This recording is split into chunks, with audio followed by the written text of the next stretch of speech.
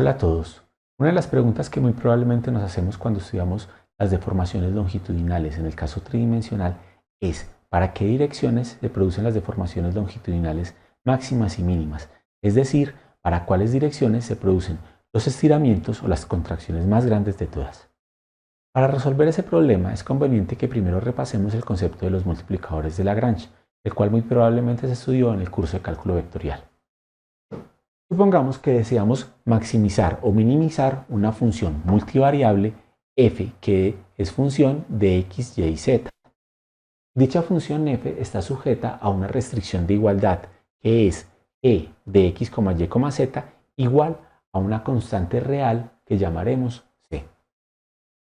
El método de los multiplicadores de Lagrange dice que para resolver ese problema debemos primero plantear una nueva función L que llamaremos el lagrangiano. Esta función L es función de x, y, z y adicionalmente de un cuarto parámetro que llamaremos el multiplicador de Lagrange. Para plantear el lagrangiano L haremos la resta de la función f y del multiplicador de Lagrange multiplicado por la restricción de igualdad reescrita de modo tal que dicha restricción de igualdad sea igual a 0.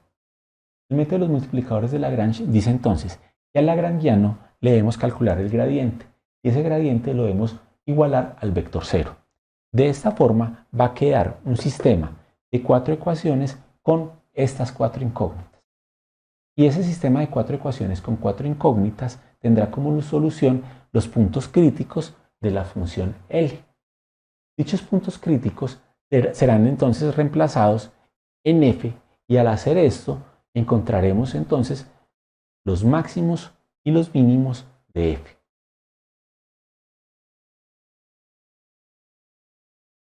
En un video anterior estudiamos que las deformaciones en otras direcciones se pueden calcular realizando la transformación del tensor de deformaciones, lo cual se hacía mediante el producto que indica esta ecuación. Aquí, esta matriz es la llamada matriz de transformación. Observe que las columnas de la matriz de transformación son una base ortonormal que define el sistema de coordenadas que tenemos aquí en rojo y la cual está dada por los vectores E1 gorrito prima, E2 gorrito prima y E3 gorrito prima. Usemos ahora máxima para realizar este producto. Inicialmente definiremos el tensor de deformaciones en las líneas 3 a 7.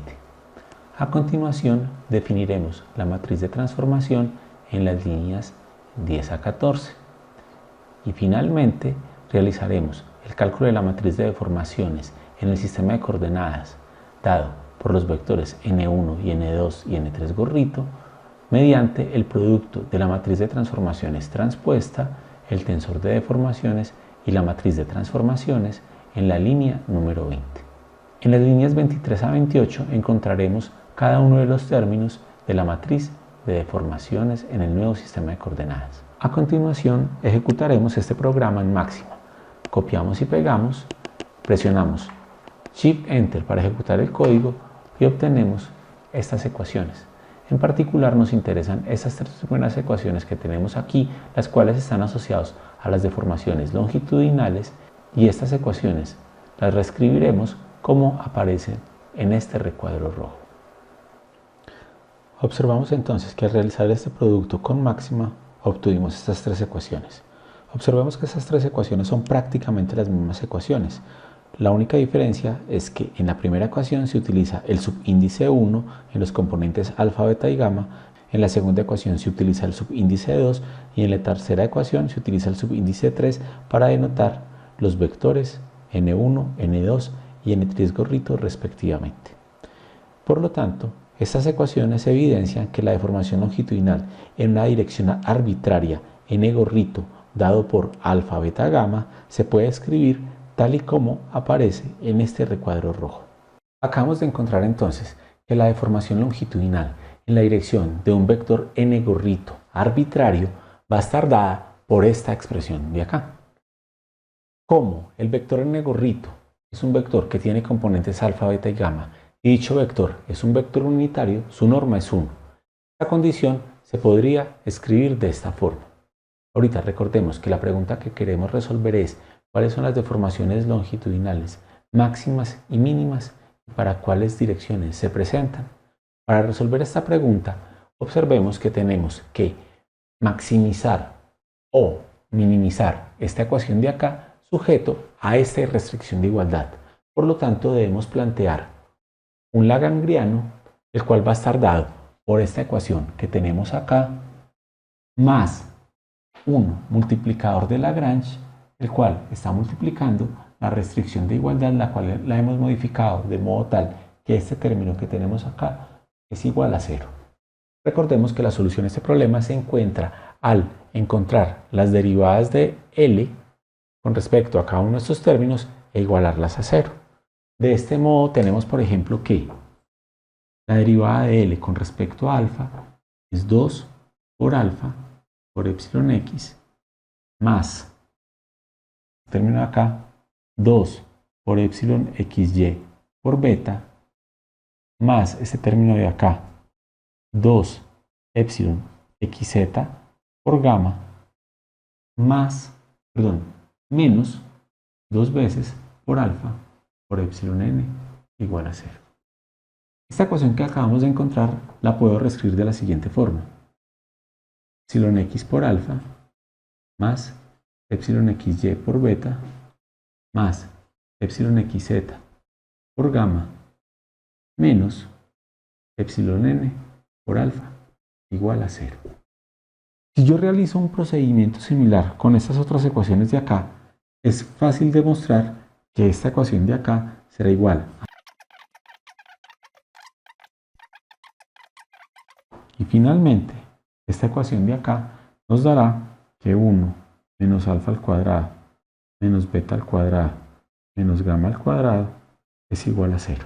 Observemos que estas tres ecuaciones que tenemos acá se pueden escribir de forma matricial de la siguiente forma. Es igual al multiplicador de Lagrange multiplicado por alfa, beta y gamma. Es decir, acabamos de obtener esta ecuación de acá, la cual es un problema de valores y de vectores propio. Miren que aquí la matriz que tenemos es el tensor de deformaciones, ese que tenemos acá es el vector n gorrito, y esto es igual a epsilon n multiplicado por el vector n gorrito. Recuerden la similitud que tenemos entre este problema y el problema que teníamos cuando queríamos encontrar las direcciones para las cuales no existían esfuerzos cortantes. Recordemos que la solución a este problema de valores y vectores propios requiere el cálculo del polinomio característico del tensor de deformaciones, al igual que se hizo en el caso de los esfuerzos. Dicho tensor de deformaciones tiene asociado un polinomio característico que se puede expresar en términos de los llamados invariantes de deformación. En particular, observemos el primer invariante de deformación, que es igual a epsilon x más epsilon y más epsilon z. Dicho invariante de deformación se conoce como la dilatación cúbica. Más adelante, en otro video, veremos que la dilatación cúbica está asociada al porcentaje de cambio de volumen que sufre un sólido cuando éste se deforma. Los valores propios del tensor de deformaciones se calculan como las raíces del polinomio característico. Dichos valores propios se conocen como las deformaciones principales y de forma análoga al caso de los esfuerzos sigma 1 y sigma 3, las deformaciones epsilon 1 y epsilon 3 representan respectivamente las deformaciones máximas y mínimas que se presentan en el punto analizado. Es decir, las deformaciones principales están asociadas a los estiramientos o contracciones más grandes a los que puede estar sometido el sólido en el punto que estamos analizando. Estos valores son números reales los cuales se organizan generalmente de mayor a menor, es decir, epsilon 1 es mayor o igual que epsilon 2 y epsilon 2 es mayor o igual que epsilon 3.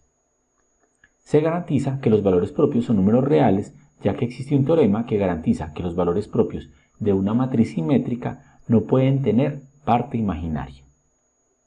Siguiendo un procedimiento similar al empleado para el caso de los esfuerzos, es posible demostrar que los vectores propios de la matriz de deformación, que llamaremos n1, n2 y n3 gorrito, son ortonormales entre sí y N1 y N3 nos indican las direcciones en las cuales se producen las deformaciones máximas y mínimas respectivamente.